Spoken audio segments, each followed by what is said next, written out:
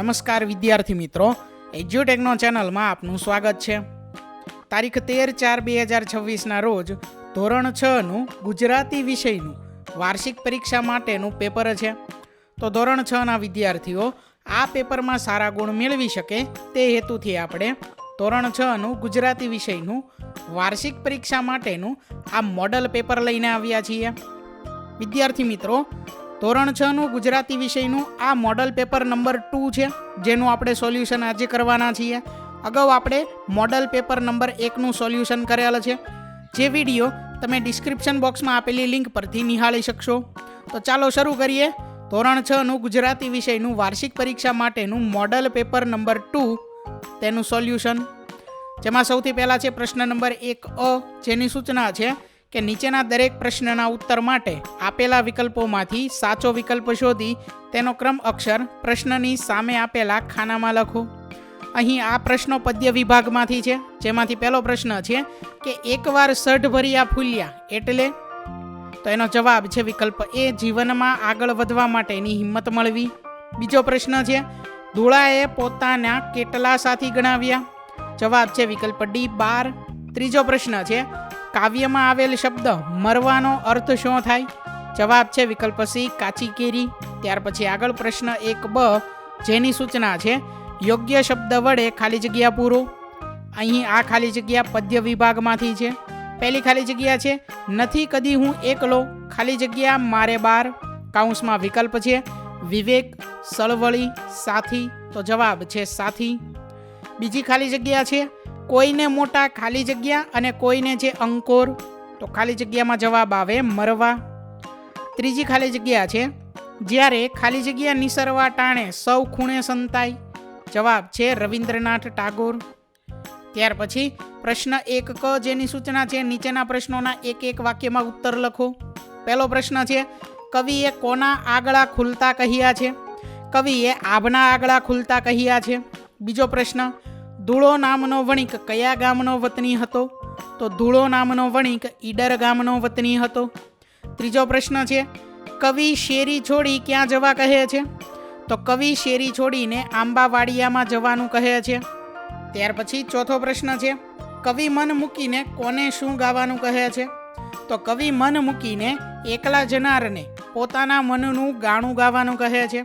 જનાર પાસે સર્વ કલ્યાણના માર્ગનું લક્ષ્ય છે, દેશ હિતની ધગશ છે, દખના છે, એ દખનાને ગીત રૂપે મન મૂકીને ગાવાનું કહે છે। પાંચમો પ્રશ્ન છે ગોપીના કંઠેથી શીરાનો કોળિયો કેમ ઉતરતો નથી, તો ગોપી શીરો જમવા બેસે છે ત્યારે તેને શ્રી કૃષ્ણ યાદ આવે છે, તેથી તેના કંઠેથી કોળિયો ઉતરતો નથી। ત્યાર પછી આગળ પ્રશ્ન 1D, જેની સૂચના છે નીચેના પ્રશ્નોના 2-3 વાક્યમાં ઉત્તર લખો, કોઈ પણ 2। જેમાં પહેલો પ્રશ્ન છે પૂનમ એની ઢુકડી એવું શા માટે કહેવામાં આવ્યું હશે, તો જવાબ છે કે બીજના શુકન લઈને અજવાળિયામાં નીકળેલી હોડી એના મુસાફરના લક્ષ્યને આનંદ પ્રાપ્તિના ઉત્સાહમાં સમયની કશી ગણતરી રહી નથી। જોત જોતમાં પૂનમ સાવ નજીક આવી ગઈ, લાંબો પથ વાત વાતમાં ઝડપથી સહજ રીતે કપાઈ ગયો, તેથી પૂનમ એની ઢુકડી એવું કહેવામાં આવ્યું છે। બીજો પ્રશ્ન છે ચોર કેમ નાસી ગયા, તો ધૂળાએ હિંમત અને વિશ્વાસથી કામ લીધું, પોતાની પાસેનો 4 કાટલા ભરેલો કોથળો વીંજવાથી ચોરોને બરાબરના ઘા વાગ્યા, ચોરોથી આ માર સહન ન થયો।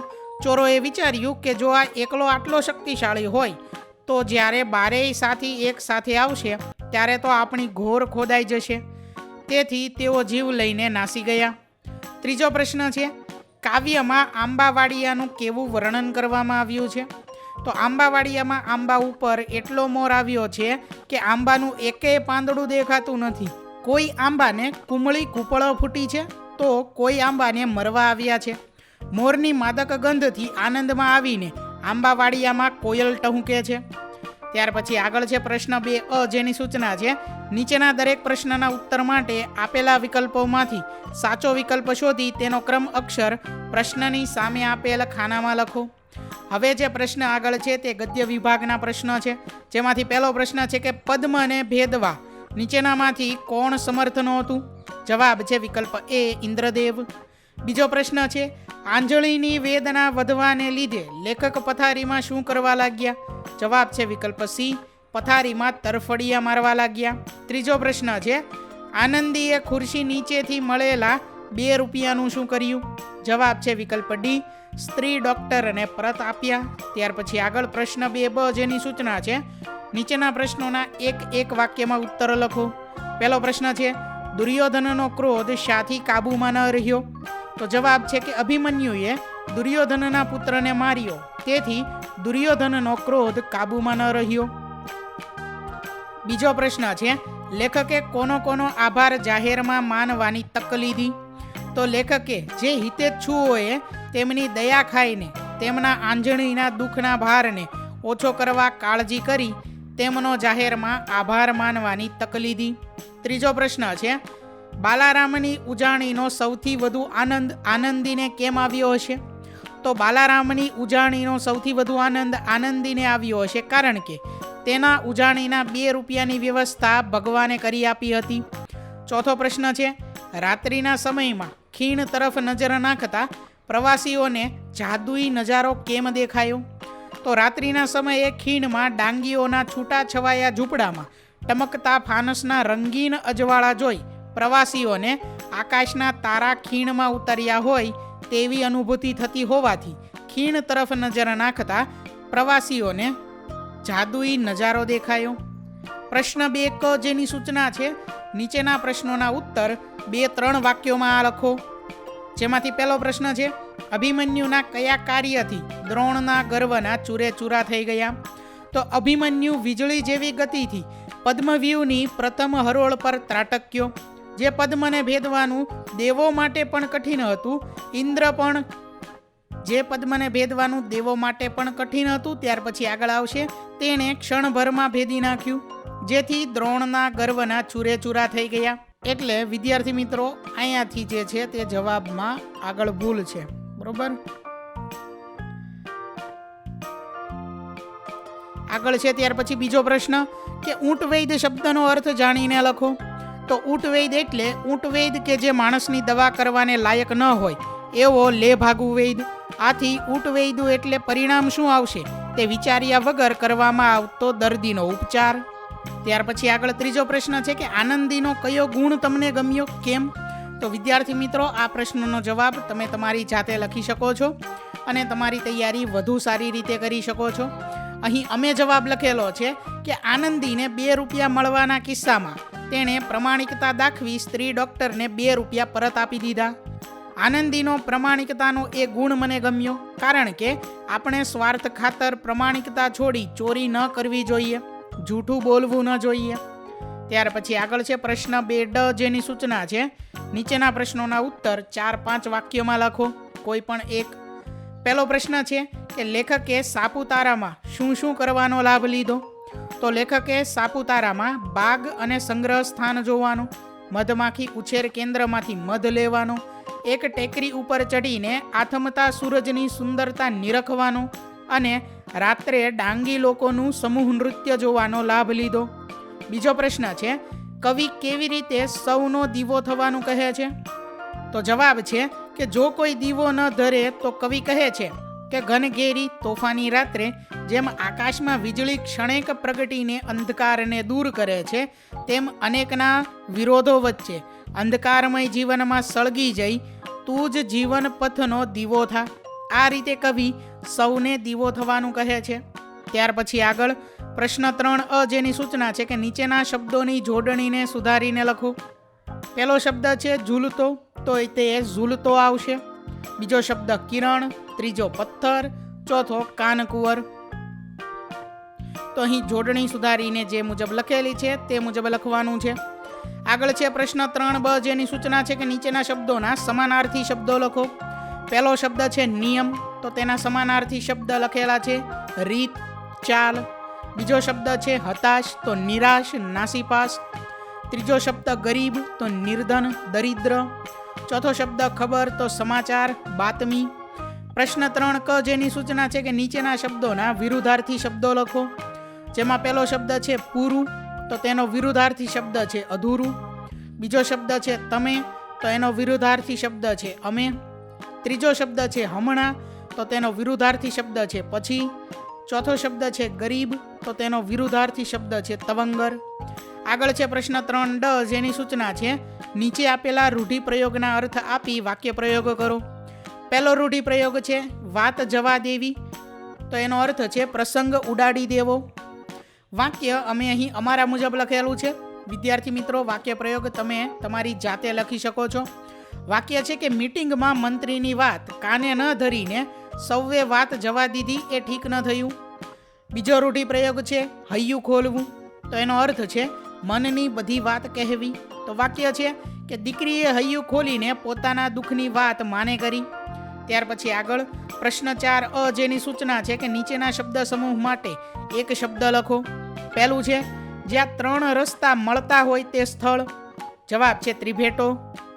બીજું તાંબાનો ઊભા કાનવાળો થાળ, તો જવાબ છે ત્રાંબાળું. પ્રશ્ન 4B, જેની સૂચના છે નીચેના શબ્દોને શબ્દકોશના ક્રમમાં લખો.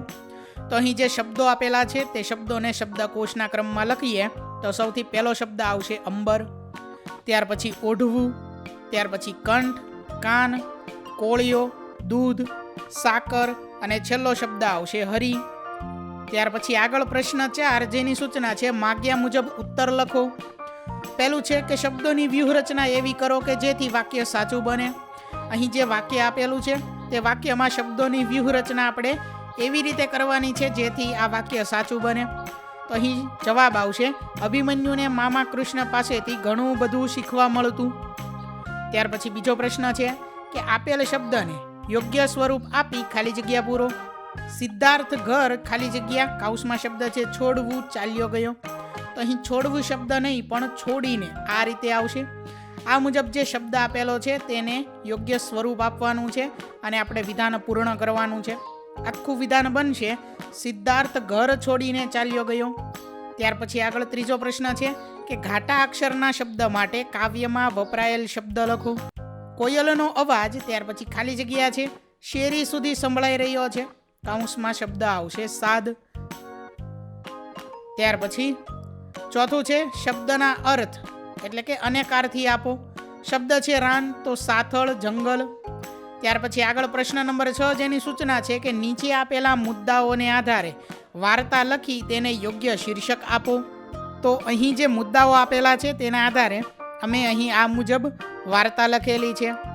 વિદ્યાર્થી મિત્રો, તમે આ મુદ્દાઓને આધારે તમારી મુજબ વાર્તા લખી શકો છો અને તમારે તેને યોગ્ય શીર્ષક પણ આપવાનું છે. આગળ છે ત્યાર પછી પ્રશ્ન નંબર 7, જેની સૂચના છે કે નીચે આપેલા વિષય પર પત્ર લેખન કરો. પહેલો વિષય છે તમે તૈયાર કરેલા શાળા બાગ વિશે તમારા મિત્રને પત્ર લખો. તો પત્ર લેખન પણ અમે આ મુજબ લખેલું છે. અહીં તમારે જોઈને આ મુજબ લખવાનું છે.